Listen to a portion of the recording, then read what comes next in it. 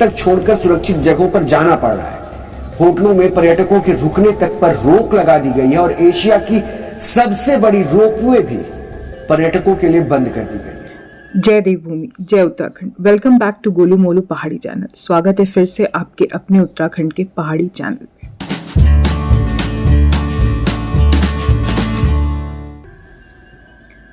जोशीमठ, हम में से कोई भी ऐसा नहीं होगा जो वहाँ के न्यूज़ अपडेट से वाकिफ ना हो। अगर वाकिफ नहीं है तो इस वीडियो के बाद ज़रूर वाकिफ होंगे, या ऐसी कई और वीडियोस जो आप यूट्यूब पे चैनल पे देखेंगे।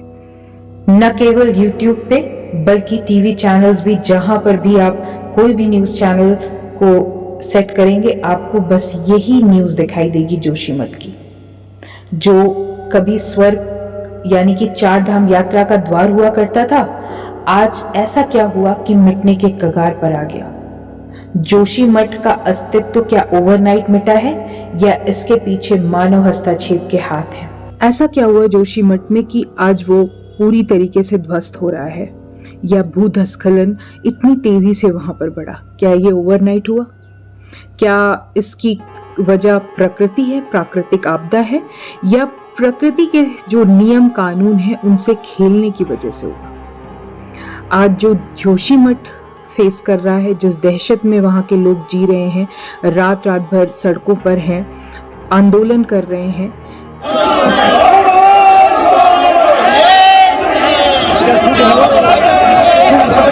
ओवरनाइट सिचुएशन पैदा हुई।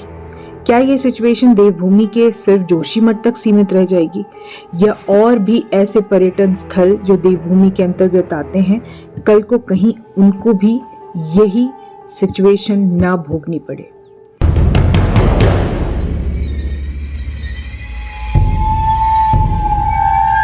जोशीमठ की वर्तमान स्थिति को समझने के लिए सबसे ज्यादा जरूरी है यहाँ की डेमोग्राफी को समझना।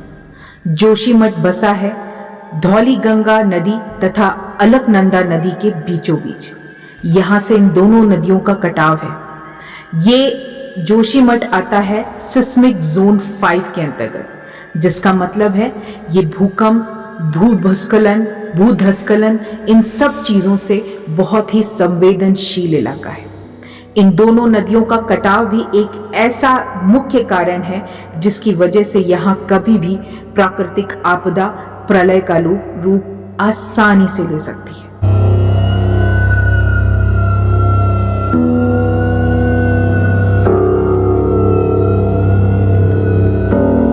ये एक्सक्लूसिव वीडियोस हमें प्राप्त हुई हैं चकोली फोक टेल्स के द्वारा, जिन्होंने इसको हम तक पहुंचाया। गोलू मोलू पहाड़ी चैनल तहे दिल से इनका शुक्रिया करता है, और आप इन्हें इंस्टाग्राम पे फॉलो भी कर सकते हैं। आपका बहुत बहुत शुक्रिया वहाँ जोशीमठ की तत्कालीन स्थिति से हमें अवगत कराने के लिए। आप भी देखिए यहाँ की स्थिति कितनी भयावह है।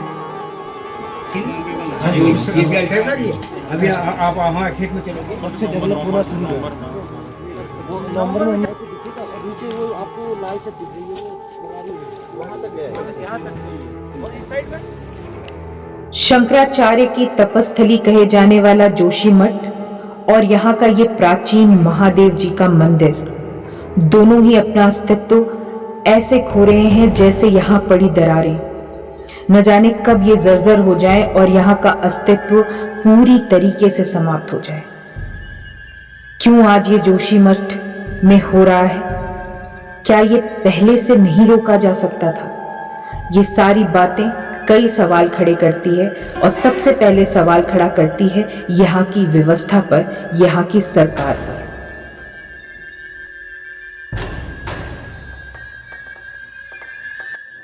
चाहे चार धाम यात्रा जाना हो, हेमकुंड साहिब जाना हो, या फिर औली घूमने, रुकना तो आपको जोशीमठ ही पड़ता है, क्योंकि ऊपर वहां इतने संसाधन और रुकने की फैसिलिटीज हैं ही नहीं। यही मेन वजह है यहाँ अतिक्रमण की। अतिक्रमण मतलब जरूरत से ज्यादा कंस्ट्रक्शन। जितनी लैंड कैपेसिटी इसको होल्ड करने की भी नहीं है, उससे ज्यादा इसको मकर जाल की तरह होटल तथा व्यवसायिक जगह बना दी गई। यहाँ मिट्टी के पहाड़ धंसने की चेतावनी आज ही नहीं बल्कि भूशास्त्री बहुत पहले से देते आ रहे हैं, जिसको कि अनदेखा और अनसुना किया गया। यहाँ के लोगों ने भी किया और सरकार ने भी। इस क्षेत्र की भूगर्भीय एवं पर्यावरणिक संवेदनशीलता को देखते हुए भी सरकार ने यहाँ विष्णुगढ़ पनबिजली योजना तथा कई अन्य पनबिजली योजनाओं को मंजूरी दी। आखिर क्यों?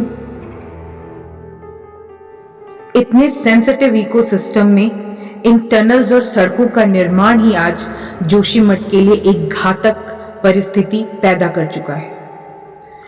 इतने संवेदनशील इलाके में इतना भारी डेवलपमेंट के नाम पे कंस्ट्रक्शन और ब्लास्ट, आखिर इसको मंजूरी दी क्यों गई, जबकि इसकी चेतावनी तो बहुत पहले से ही मिलती आ रही थी सरकार को।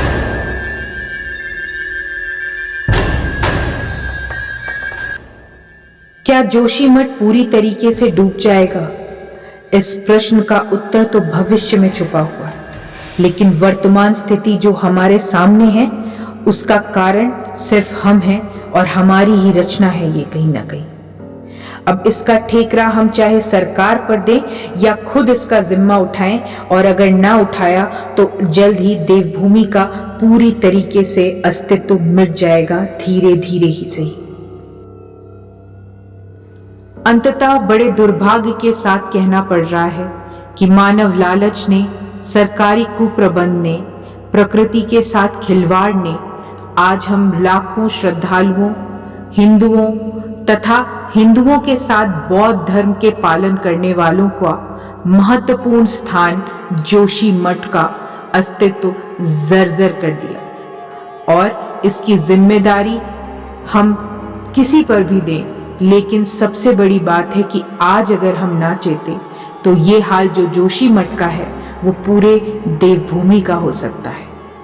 इससे पहले कि सारा देवभूमि और पहाड़ जलमग्न हो जाए, हम आज भी अगर जाग जाएं और हमारी सरकार जाग जाए तो हम फिर भी सब कुछ बचा सकते हैं। आपका बहुत बहुत धन्यवाद हमारे साथ जुड़ने के लिए।